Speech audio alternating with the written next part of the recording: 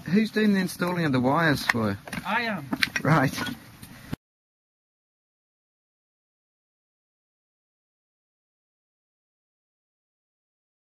You're doing it all, aren't you, mate? Really?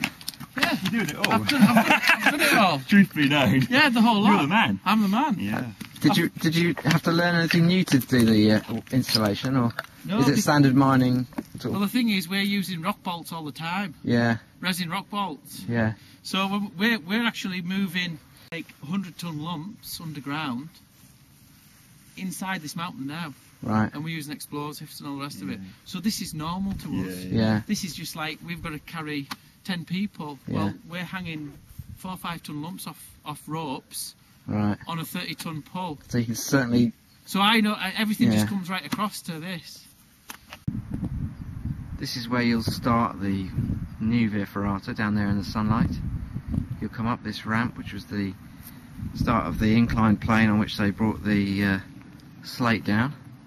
You'll come up to this part, which is the first real highlight. Bull gill. You can hear Mark, the quarry owner, talking, enthusing about his creation.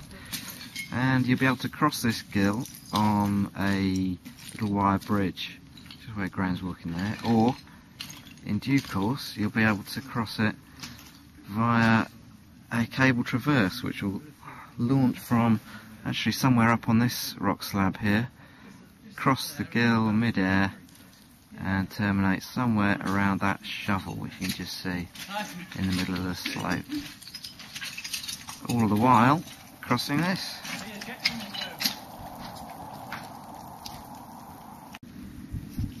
Once you've crossed Bull Gill, it's really the crux of the route, which you can just see Graham and Mark scrambling up there.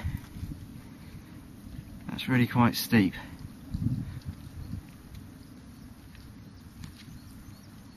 It's the original route, these are the original steps, look.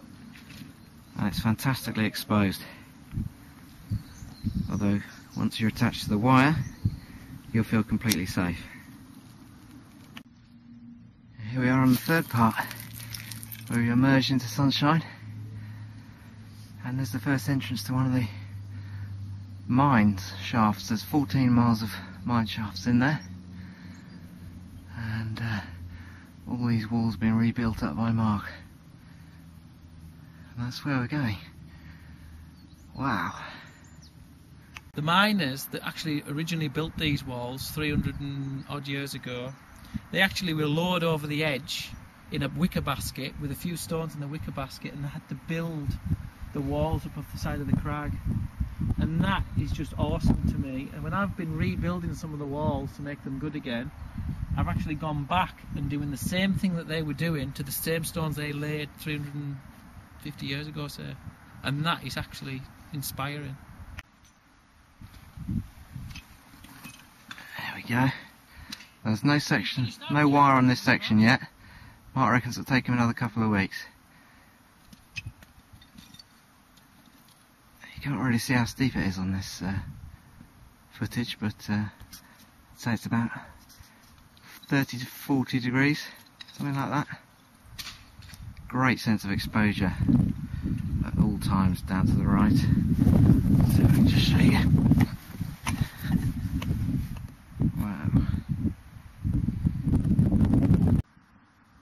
This is the sort of midpoint of the route, where it'll split. Up there you'll go into a cave, a very dark, steep, but not at all cramped ascent, which is the actual route the miners would have taken.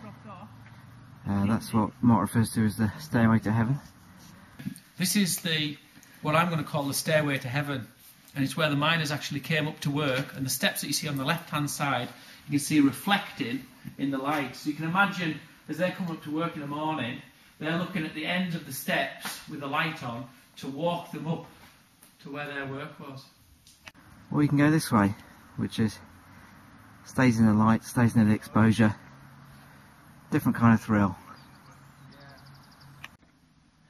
Around the corner, and we're into the last big stretch. All in the open, nice, easy going really, but Still plenty of interest.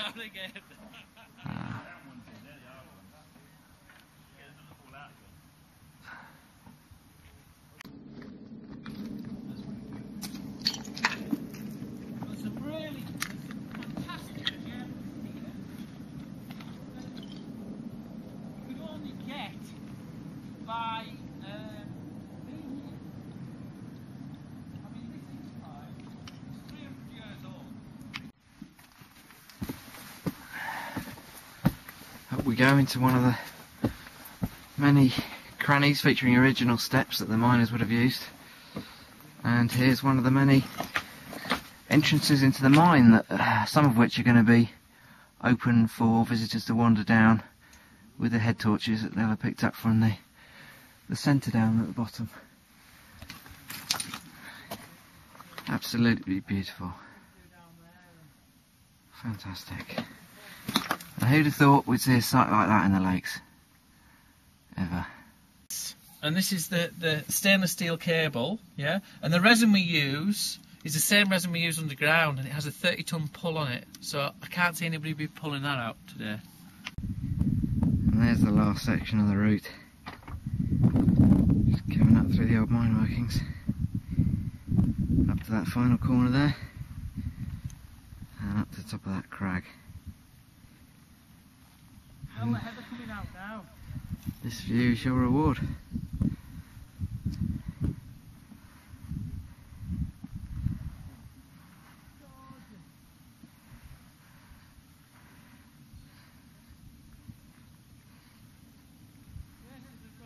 That's what I'm going to work on.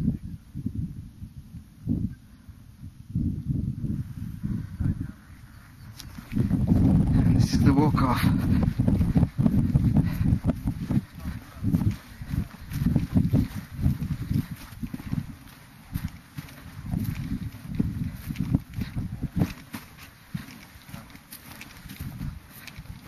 The Lake District needs stepping stones because there's so many people now.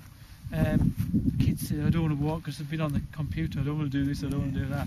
Just get them to get that adrenaline rush. All of a sudden there's a keystone for them to come back to the Lake District or any other place to walk and be healthy. Yeah, exactly right. You know? No. And we need these stepping stones, and this is one of them.